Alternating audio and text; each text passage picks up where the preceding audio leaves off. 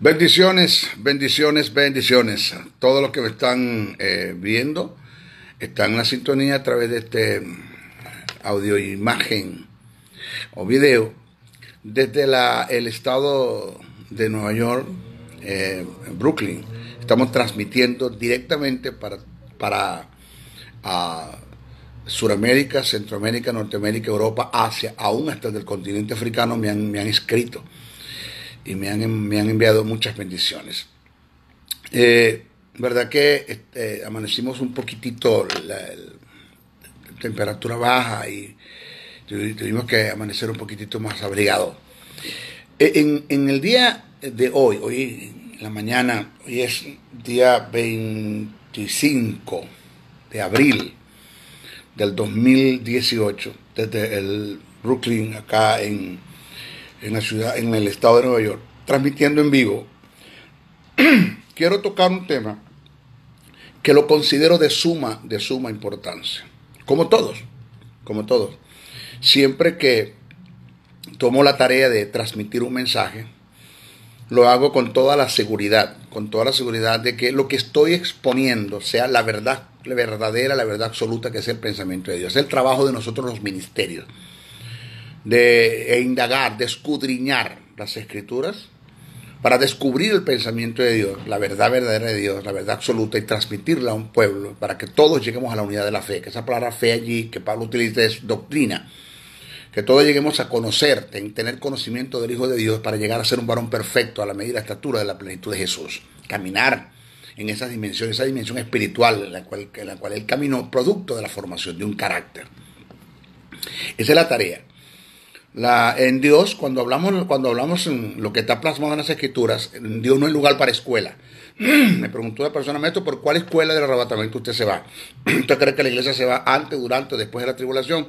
Digo, mira, yo no me voy por escuela, porque la escuela nace del pensamiento de los hombres, de la forma de la gente interpretar las Escrituras, lo que llaman una eisegesis, nace del hiperliteralismo, cuando yo digo lo que la Biblia dice.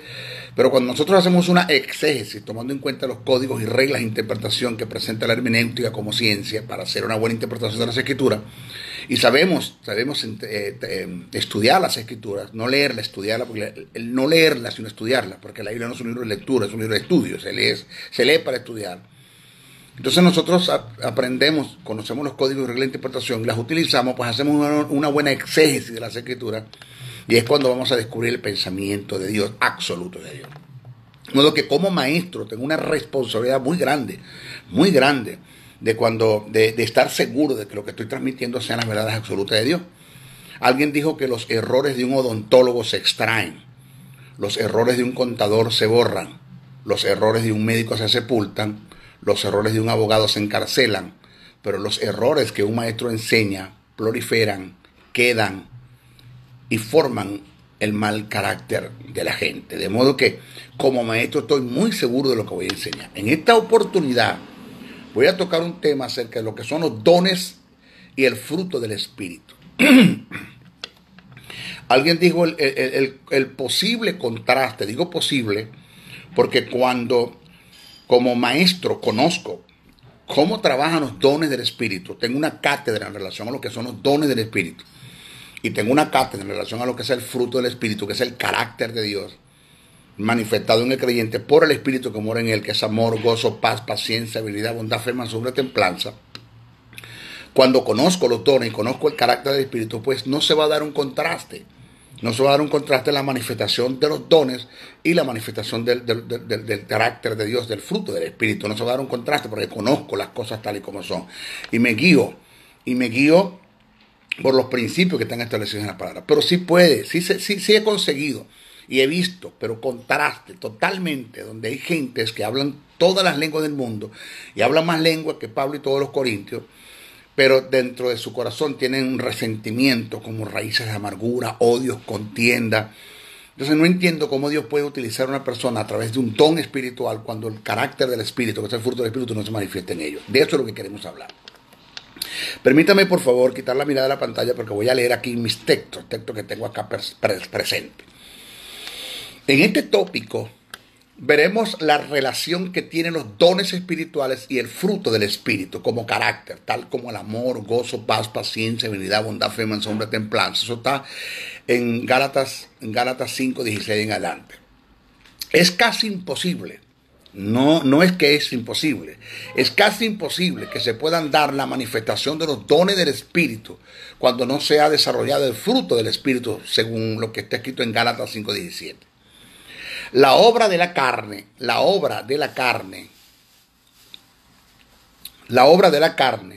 está en contraste de todo lo relacionado con el Espíritu. Pablo en primera carta a Corintios, el capítulo 2, verso 13, dice: acomodando lo espiritual a lo espiritual. Preste mucha atención a esta expresión: acomodando lo espiritual a lo espiritual. El término acomodar del griego es sunkrino. Muy importante tomar en cuenta la etimología de los términos. Eso tiene que ver con reglas y códigos de interpretación. El término acomodar del griego es sunkrino, que indica ajustar, combinar, adaptar. Según el apóstol Pablo, nada de lo que hagas en la carne se va a familiarizar con el espíritu o viceversa. Por esta causa pongo en dudas de quien no haya perfeccionado su carácter en los valores y los principios del fruto del Espíritu y haya hecho de ello una vivencia.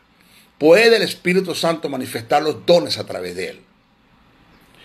Ahora, debemos entender que los dones, oiga este principio, debemos entender que los dones son una manifestación del mover del Espíritu en la vida de un hombre para cumplir un propósito específico. Mientras que el fruto es el carácter del Espíritu Santo en la vida de un hombre para el desarrollo de dicho propósito. Lo vuelvo a repetir. Debemos entender que los dones son una manifestación del mover del Espíritu en la vida de un hombre para cumplir un propósito específico. Mientras que el fruto es el carácter del Espíritu Santo en la vida de un hombre para el desarrollo de dicho propósito. O sea que, sin el fruto del Espíritu desarrollado en un hombre, se corre el riesgo de exponer a los dones al mal uso. Gentes que le dieron mal uso a los dones espirituales, si era que el Espíritu Santo les estaba usando, porque yo pongo en duda de que el Espíritu Santo pueda usarte o usar a una persona para segunda y terceras personas a través de un don cuando tienes resentimiento, cuando en ti no se manifiesta el fruto del Espíritu. Ahora, sí creo que el Espíritu Santo puede utilizarte con un don espiritual, pero es para darte un mensaje a ti mismo, en lo personal, y confrontarte en la condición errada y tergiversada y distorsionada en la que estás viviendo, con resentimientos, con odios, con raíces de amargura, con envidia, con celos, con contienda. Sí lo creo, pero para segunda y tercera persona es casi difícil. Yo lo pongo en duda. Ahora, Pablo describe en primera carta a Corintios, el capítulo 13, verso 1, situaciones hipotéticas o supuestos negados. Fíjense lo que Pablo está presentando. Situaciones hipotéticas o supuestos negados. Eso está en primera carta a Corintios 13, 1. Porque es imposible que el Espíritu Santo utilice una persona en los dones hacia otra persona si no ha sido su carácter disciplinado y perfeccionado en los valores del fruto del Espíritu. Según el apóstol Pablo, sin amor, todos los dones carecen de significado. Una persona que desarrolle un don espiritual sin el desarrollo del fruto del Espíritu, amor, gozo, paz, paciencia, benignidad, bondad, fe, mansedumbre, templanza, la manifestación de dicho don pierde credibilidad por la condición del canal que lo está manifestando. O sea que, según Pablo, se va más seguro en la manifestación de un fruto que la de un don. O sea que, yo siempre lo he dicho, si me ponen a escoger entre un creyente que tenga dones y otro que tenga o desarrolle el fruto del Espíritu, me quedo con el que manifiesta el fruto. Por la sencilla razón que el diablo puede imitar los dones del Espíritu, pero no va a inspirar a nadie a que se mueva en el fruto del Espíritu. Él puede imitar los dones, pero nunca podrá ni imitar ni moverse en el fruto del Espíritu, pues es el carácter de Dios. Tampoco va a inspirar a nadie. De parte del diablo viene inspiración, del diablo lo que sale es influencia, pero él tampoco va a inspirar a nadie para que se muevan los dones, porque eso está en contraste a su naturaleza. Ahora, vamos a analizar el contraste que hay en la manifestación de los dones espirituales sin manifestar el amor. Pablo dejó escrito lo siguiente. Quiero analizar este pasaje en párrafos y darle verdadero sentido y significado de lo que Pablo quiso expresar. Miren lo que Pablo quiso expresar, que esto no lo han tomado en cuenta mucho, porque la mayoría de los cristianos en nuestras congregaciones leen Biblia, pero no estudian las Escrituras. La Biblia no es un libro de lectura, es un libro de estudio. Se lee para estudiarla.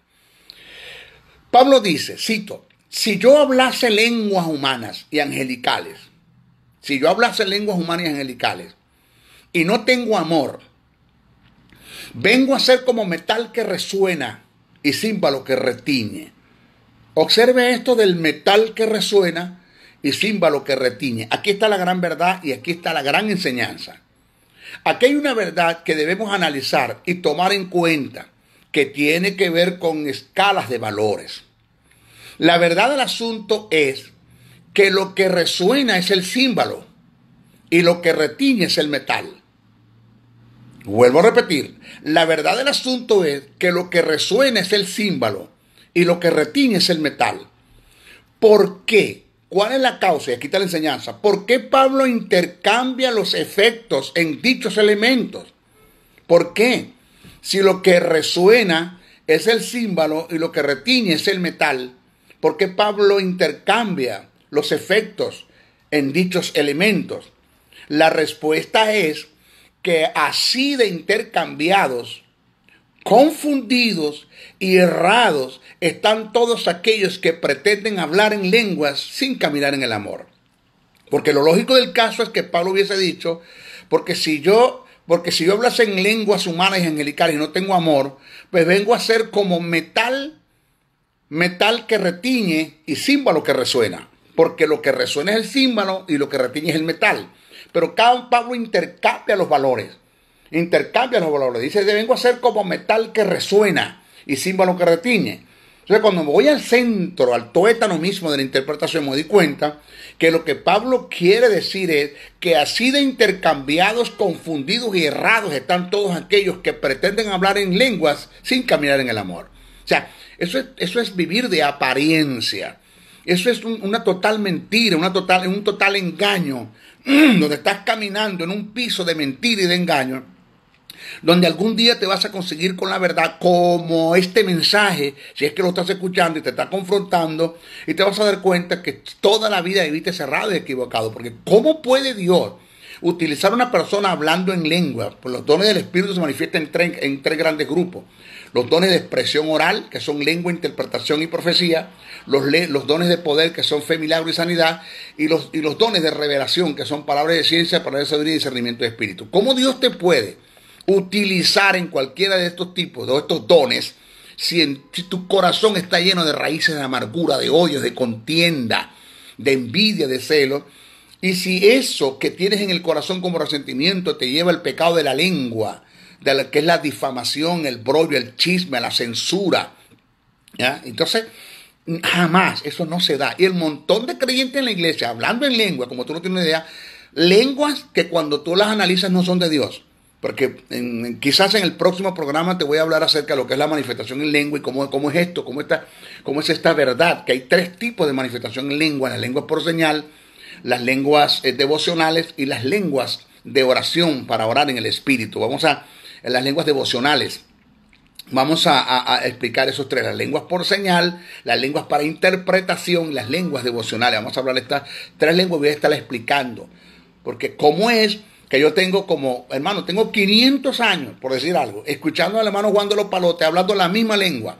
Nunca cambia la lengua. Cada vez que el hermano Juan de los Palotes habla en lengua, habla la misma lengua. Cada vez que la hermana Petra habla en lengua, habla la misma lengua. Esas son lenguas aprendidas, no son lenguas del Espíritu, porque la Biblia te habla de diversos géneros de lengua.